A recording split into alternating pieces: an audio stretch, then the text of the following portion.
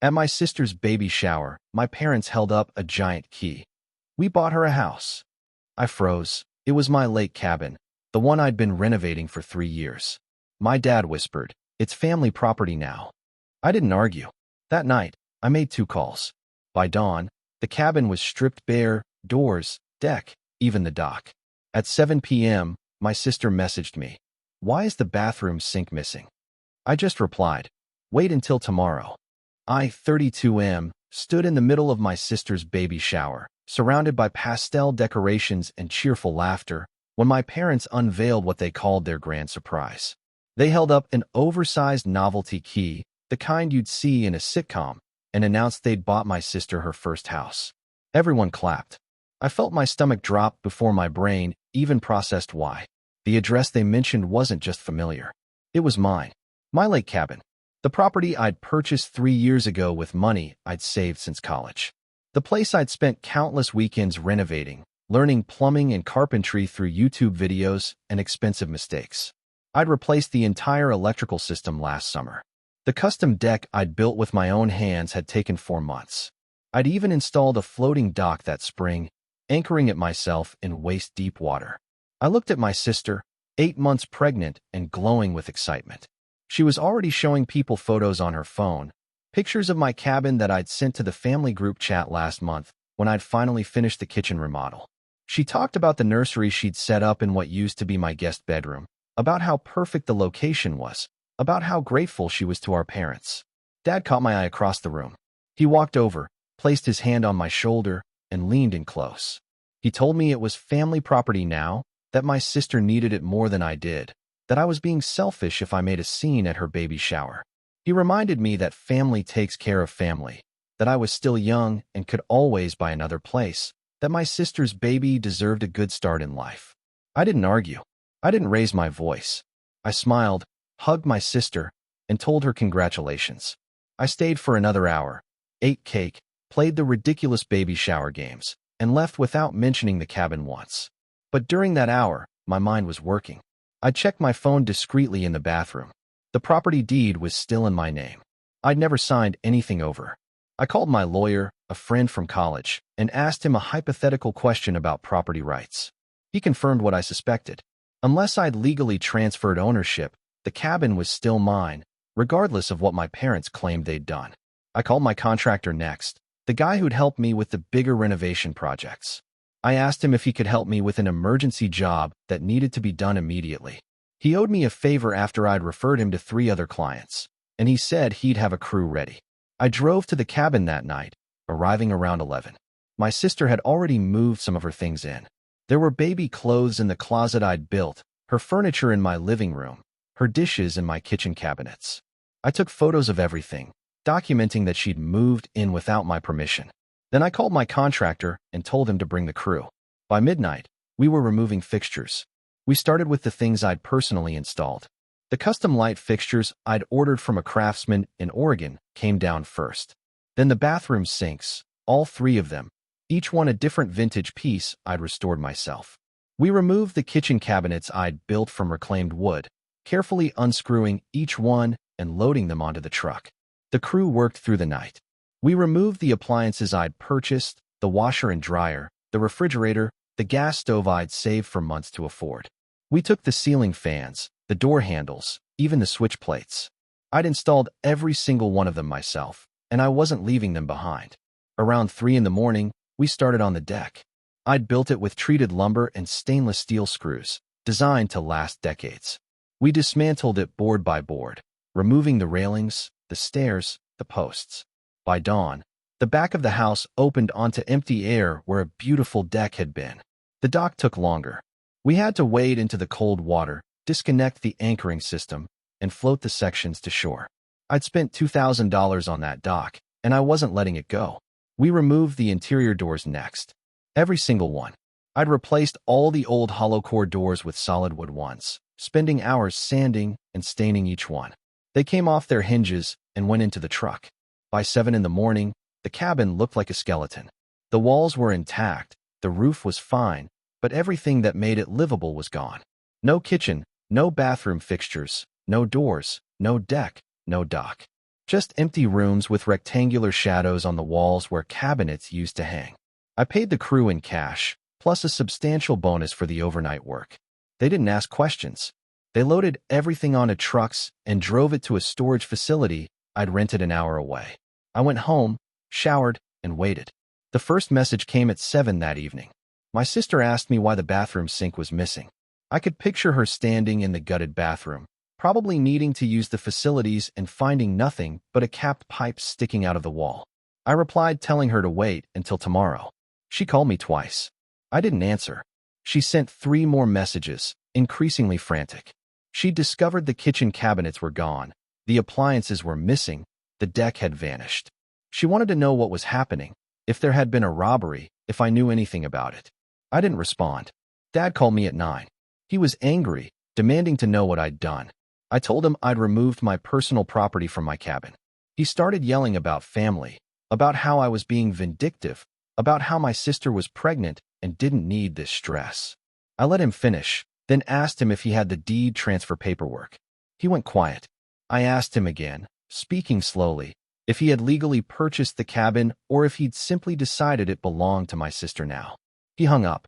Mom tried next, using the guilt angle. She reminded me of everything they'd sacrificed for me growing up, how they'd paid for my college, how family was supposed to stick together. I asked her if she remembered that I'd paid them back for college within 3 years of graduating, with interest. She said that wasn't the point. I asked her what the point was then.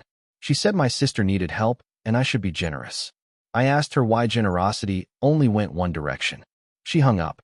The next morning, I received a certified letter from a lawyer. My parents were threatening to sue me for damages to the property. I forwarded it to my attorney with a laugh. The cabin was structurally sound. All utilities were properly capped and safe, and I'd only removed items that I'd personally installed or purchased. I'd damaged nothing. My attorney sent a response outlining that I was the legal property owner, that my sister had moved in without permission or a rental agreement, and that if they continued pursuing legal action, I'd file charges for trespassing and unlawful occupation of my property. My sister called me crying. She talked about how she'd already planned the nursery, how she'd told all her friends about the lake house, how she couldn't believe I'd do this to her. I asked her if anyone had actually asked me about giving up my cabin. She went quiet. I asked her if she'd known the cabin was legally mine when she accepted it as a gift. She admitted Mom had told her I'd be okay with it, that I didn't use it much anyway, that I'd understand. I asked her if she'd ever considered checking with me first. She said she thought I'd be happy to help her. I told her that helping would have been if she'd asked and I'd said yes, not if everyone just decided for me. She hung up crying, and I felt a twist of guilt before pushing it away. Update 1. The next 3 days were chaos. My parents organized a family intervention at their house, inviting aunts, uncles, and cousins. They'd told everyone their version of events where I'd maliciously sabotaged my sister's home out of jealousy. When I arrived, I found 15 family members ready to lecture me about compassion and family values. I let them talk for about 10 minutes. Then I pulled out my laptop and showed them the property deed with my name on it. I showed them the receipts for every renovation, every improvement, every piece of equipment I'd installed. I showed them the bank statements proving I'd purchased the cabin entirely with my own money. Then I asked a simple question. Had anyone actually asked me if I wanted to give my sister the cabin? The room went silent. My aunt, who'd been the most vocal about my selfishness, asked my parents if they'd cleared it with me first. Dad said he'd assumed I'd understand. My uncle asked if he'd actually purchased the cabin from me. Dad admitted he hadn't. The narrative flipped. Suddenly people were asking my parents why they'd given away property they didn't own. My cousin, who's a real estate agent, pointed out that what they'd done could be considered fraud. My grandmother, who'd been quiet until then, asked my parents if they'd lost their minds. Dad tried to argue that he'd helped me with a down payment years ago. I pulled out more bank statements showing I'd paid him back in full within 18 months, with an additional $5,000 as a thank you. Mom tried to say they'd given me money for renovations. I showed them that every penny spent on the cabin had come from my own savings and my own credit. My sister left crying. Several family members followed her out, but a few stayed and apologized to me. My uncle told me he was disappointed in my parents. My grandmother hugged me and said I'd done the right thing standing up for myself. I went home feeling vindicated but empty. Update 2. My parents didn't speak to me for 2 weeks. Then Dad showed up at my apartment. He looked older somehow, tired. He asked if we could talk, and I let him in. He didn't apologize right away. Instead, he explained that my sister's husband had lost his job 6 months ago, that they were struggling financially, that the pregnancy had complications, and she couldn't work. He said they were desperate to help her and saw the cabin as a solution.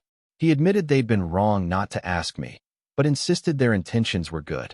I asked him why he didn't just tell me the situation and ask for help.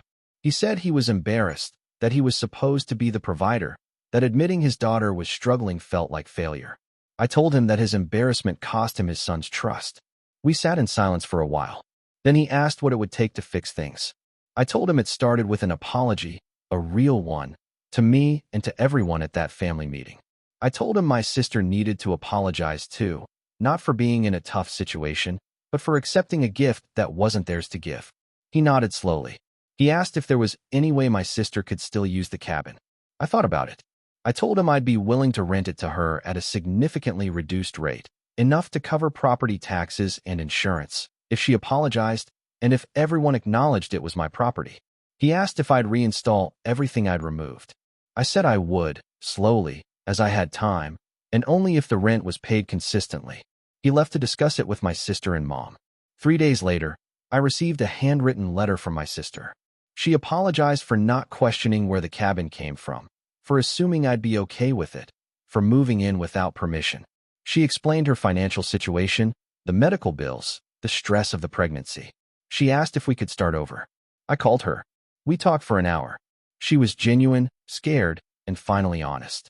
I told her about the rental arrangement I discussed with Dad. She broke down, thanking me repeatedly. I told her this didn't mean I forgave everyone yet, but it was a start. Mom never apologized directly. She sent a text saying she hoped we could move past this as a family. I didn't respond. Update 3. I rented the cabin to my sister for exactly what I'd proposed, a fraction of market rate. Over the next 2 months, I slowly reinstalled the fixtures and features I'd removed. The deck took the longest to rebuild. My sister's husband, who'd found a new job by then, actually helped me with it. We didn't talk much while we worked, but something unspoken shifted between us. The baby arrived in November, a healthy girl. I visited them at the cabin, saw the nursery my sister had set up in my former guest room, and held my niece for the first time.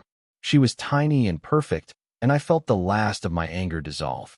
Dad finally apologized properly at Thanksgiving. He admitted he'd overstepped, that he'd treated me like a child instead of respecting me as an independent adult. He said he was proud of how I'd handled everything, even if it was painful. Mom nodded along, but still didn't speak directly about it. I've rebuilt most of my relationship with my sister. We have boundaries now, real ones, and she respects my ownership of the cabin. She pays rent on time every month and treats the place with care. Her husband and I have developed an unexpected friendship built on early morning carpentry and unspoken understanding. The cabin is still mine. The deed has my name on it, and everyone in the family knows it now. But it's also become something more than just my property. It's where my niece is growing up, where my sister is rebuilding her life, where I'm learning that standing your ground and showing mercy aren't mutually exclusive. Some family members still think I overreacted by stripping the cabin bare that night. Others think I let my parents off too easy by renting it to my sister. I've stopped worrying about either opinion. I set my boundaries, enforced them when they were violated, and then extended grace on my own terms. That's not revenge. That's not forgiveness either. It's something more complicated and more real. It's holding people accountable while leaving room for relationships to heal, if everyone's willing to do the work. The dock is back in the water now. I installed it myself last spring, working alone in the early morning cold. My sister brought me coffee and sat on the shore, watching me work. She didn't offer to help because she was holding the baby, but she kept me company. When I finished anchoring the last section, she asked if I was happy with how everything turned out. I told her I was getting there.